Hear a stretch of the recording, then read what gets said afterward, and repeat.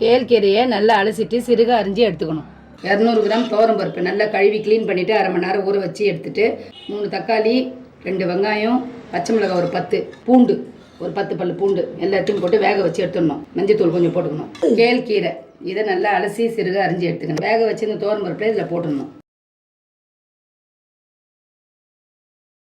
கீரை வேகத்துக்கு கொஞ்சம் தண்ணி ஊற்றிக்கணும். குக்கர் மூடி போட்டு விசில் போடக்கூடாது, வெறுமனே தட்டு போட்டு மூடிடணும். கீரை இன்னும் கொஞ்சம் வேகணும். உப்பு தேவையான அளவுக்கு போட்டுக்கணும். கீரை நல்லா வெந்துடுச்சு. இப்போ தாளிச்சிக்கலாம். நல்லா கடைஞ்சிக்கணும் கீரையை. எண்ணெய் ஒரு 50 கிராம்.